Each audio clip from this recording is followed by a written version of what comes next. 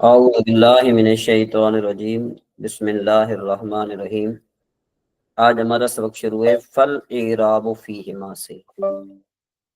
فل اعراب فیہما بالضمۃ رفعا والفتحۃ ای حالۃ الرفع والفتحۃ نصبا ای حالۃ النصب والکسرۃ جرا ای حالۃ الجر۔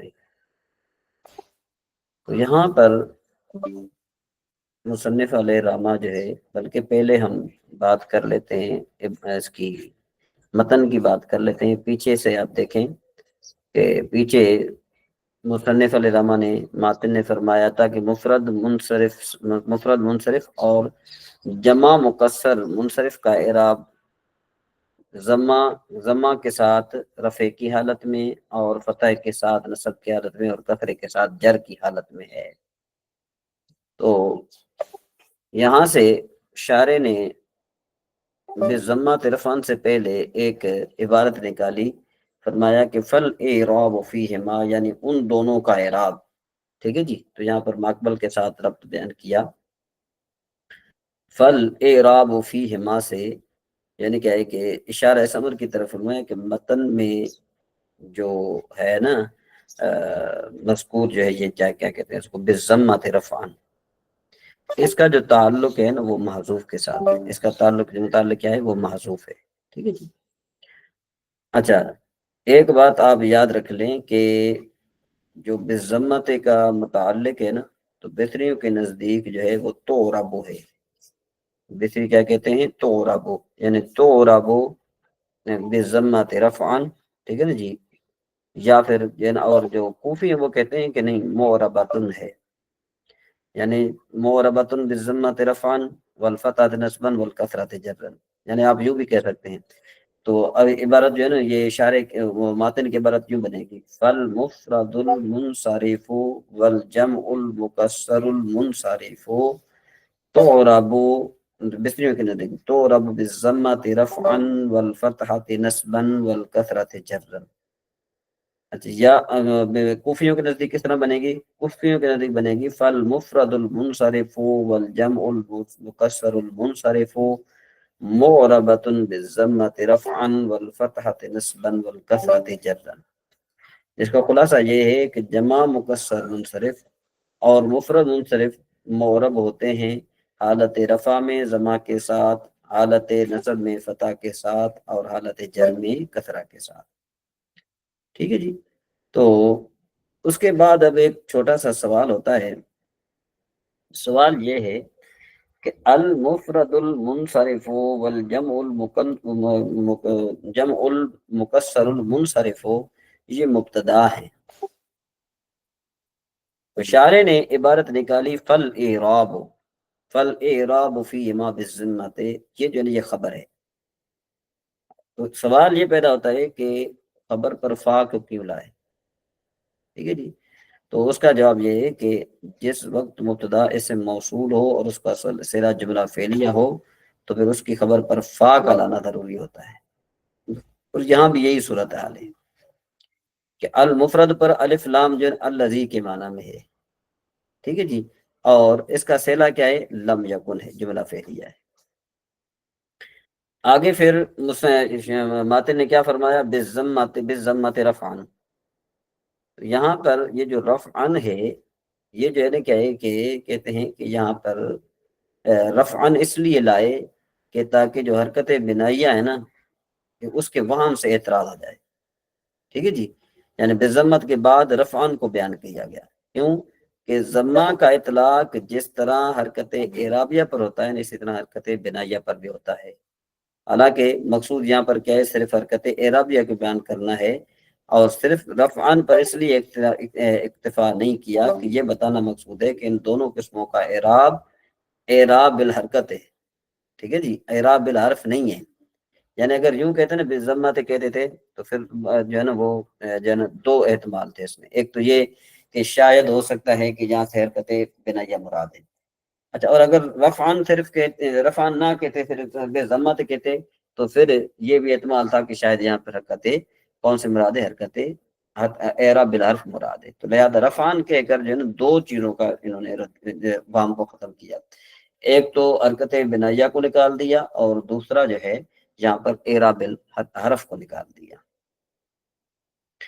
اچھا اس کے بعد اب یہ جو شارح نے کہا اے حالت الرفع، در حقیقت یہ ایک اعتراض کا جواب ہے۔ اعتراض یہ ہے، تینوں چیزیں دیکھو آپ ادھر دیکھیں، تینوں چیزیں رفعن، نصبن اور جرن، ان کو آپ نے اچھے طریقے سے جو ہے نا کیا دیکھنا ہے۔ تو کہتے ہیں رفعن نصبن جرن کو منصوب ذکر کیا گیا ہے۔ سوال یہ پیدا ہوتا ہے کہ ان کو منصوب کیوں ذکر کیا گیا ہے، اس کی منصوب ہونے کی وجہ کیا ہے؟ ٹھیک ہے جی، تو تم کہو گے، ابھی اعتراض چل رہا ہے، تم یہ کہو گے یہ تو مفعول فی ہیں، تو اعتراض یہ ہے کہ یہ مفعول فی بھی نہیں بن سکتے، یعنی مفعول فی کی وجہ سے یہ منصوب نہیں ہے۔ کیوں؟ اس لیے کہ مفعول فی نہیں بن سکتے، اس لیے کہ جو ہے نا کیا ہے کہ نہ یہ تو ظرف زمان، مفعول فی ظرف زمان ہوتے ہیں، اور یہ نہ یہ ظرف زمان ہے اور نہ یہ ظرف مکان ہے۔ ٹھیک ہے جی، اور مفعول مطلق بھی نہیں بن سکتے۔ ٹھیک ہے نا جی، اور مفعول مطلق نہیں بن سکتے، کیوں کہ آپ جانتے ہیں کہ مفعول مطلق کیا ہوتا ہے، کہ مفعول مطلق میں پیچھے جو ہے نا جو مصدر ہوتا ہے، جو فعل ہوتا ہے اس کا آگے مصدر ذکر کیا جاتا ہے، تو لہذا اس سے پہلے کوئی فعل بھی نہیں ہے۔ اچھا یہ حال بھی نہیں بن سکتے، کیوں؟ اس لیے کہ اگر یہ حال بنے نا تو اس طرح بنے گی، کس طرح بنے گے کہ بالضمت کا تعلق ہو جائے گا یو اور ابان کے ساتھ، ٹھیک ہے نا جی، نکالا جائے گا، جس میں موجود ضمیر جو تسنیہ مفرد منصرف صحیح اور جمع کسر کی طرف لوٹے گی، تو اس تسنیہ کی ضمیر سے جو ہے نا یہ حال بنیں گے، اور حال کا ذو حال پر عمل ہوتا ہے، تو یہاں پر رفع نصب اور جر کا عمل مفرد اور منصرف جمع کسر پر نہیں ہو سکتا۔ کیوں؟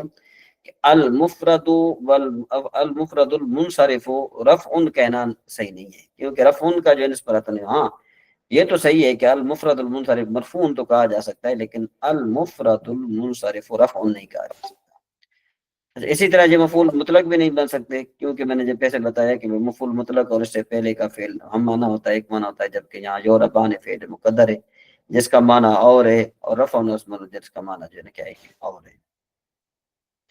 یہ ذرا آگے جو سوال جو جواب ہے ذرا اس کو آپ نے اچھے طریقے سے سمجھنا ہے، یہ ذرا تھوڑا ڈیفیکلٹ ہے، اس کو جو ہے نا اپنے ذہن میں اچھے طریقے سے بٹھانا ہے۔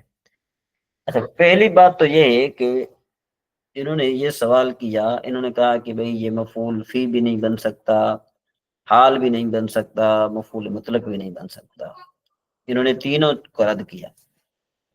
کیا کیا؟ تینوں کو رد کیا کہ بھئی مفعول فی بھی نہیں بن سکتا، کیوں کہ مفعول فی یا تو ظرف زمان ہوتا ہے یا ظرف میں، یہ تو نہ ظرف زمان ہے نہ ظرف مکان ہے۔ ٹھیک ہے جی، حال بھی نہیں بن سکتے، کیونکہ حال کا ذوالحال پر عمل ہوتا ہے، تو یہاں پر عمل بھی درست نہیں ہے۔ مفعول مطلق بھی نہیں بن سکتے، کیونکہ اس سے پہلے کا جو فعل کا معنی جو ہے نا وہ ایک ہونا چاہیے، تو یہاں پر تو ربان ہو جائے کہ تو ربان ہے یا جو ربان ہے جو ہے یہ فعل ہے، اور رفعان کا جو ہے نا معنی ایک نہیں ہے۔ تو کہتے ہیں کہ بات یہ ہے کہ جواب یہ ہے کہ یہ مفعول فی بھی بن سکتے ہیں، حال بھی بن سکتے ہیں، اور مفعول مطلق بھی بن سکتے ہیں، لیکن یہاں پر ایک عبارت مقدر ہوگی، کہتے ہیں کہ اگر آپ اس کو بنائیں گے مفعول فی تو پھر عبارت جو ہے نا کیا ہے کہ یہاں پر ان کا حذف جو ہے نا مضاف یہاں پر محذوف ہے۔ کیسے؟ اے حالت الرفع، یعنی وہ مورب ہوتے ہیں ضمہ کے ساتھ حالت رفع میں۔ ٹھیک ہے جی، یہ تو یہاں پر یہ بتا دیا۔ اچھا اور وہ مضاف محذوف حال ہے، اور حال ظرف زمان ہے، تو پھر مضاف کو حذف کر دیا اور مضاف الیہ کو مضاف کی جگہ رکھ دیا، اور مضاف الیہ کو مضاف والا اعراب دے دیا، اور اگر یہ تو بات ختم ہو گئی، ایک اعتراض ختم ہو گیا۔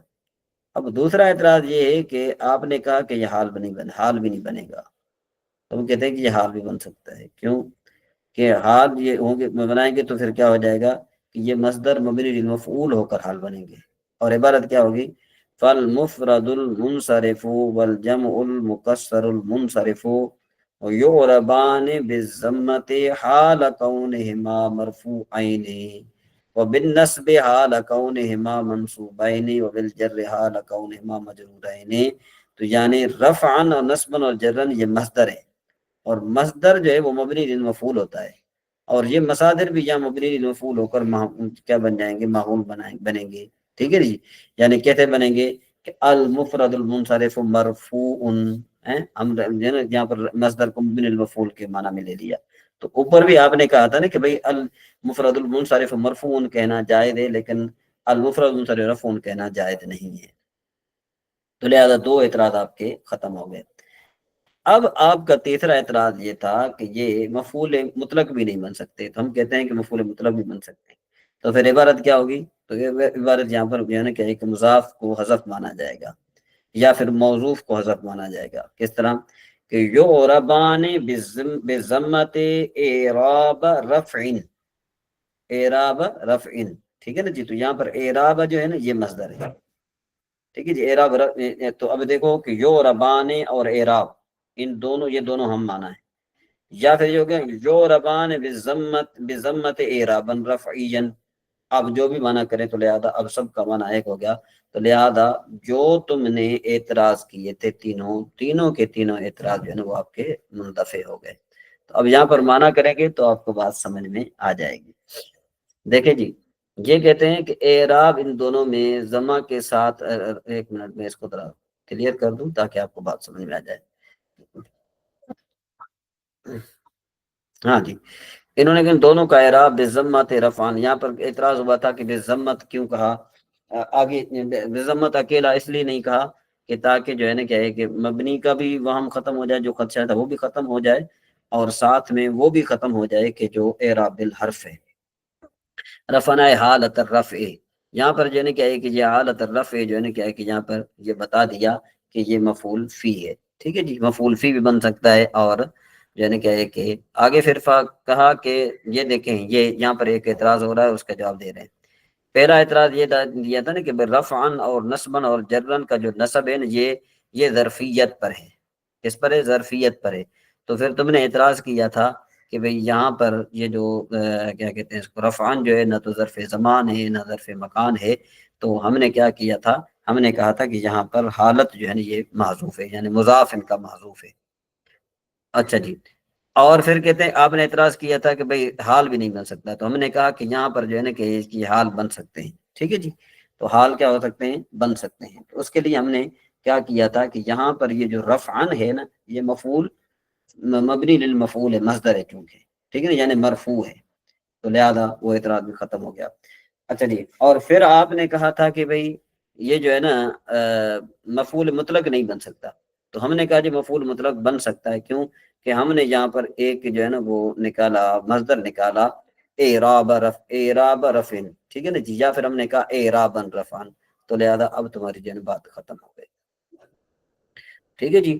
تو مانا کریں جی. تو کہتے ہیں پہلا قسم جو ہے نا جانی رجل، اس کے یہ بتا رہے ہیں، ابھی اعراب بیان کر رہے ہیں کہ پہلا قسم جانی رجل کی مثل رایت رجل حالت نسبی میں، مررت برجل حالت جری میں. اور دوسرا جو قسم ہے مثل جانی طلبتن، یہ جو ہے نا حالت رفی میں جمع مکسر منصرف. رایت و طلبتن یہ جمع، یہ جو ہے نا حالت نسبی میں ہے، وہ حالت رفی میں. اور مررت بطلبتن یہ حالت جری میں ہے.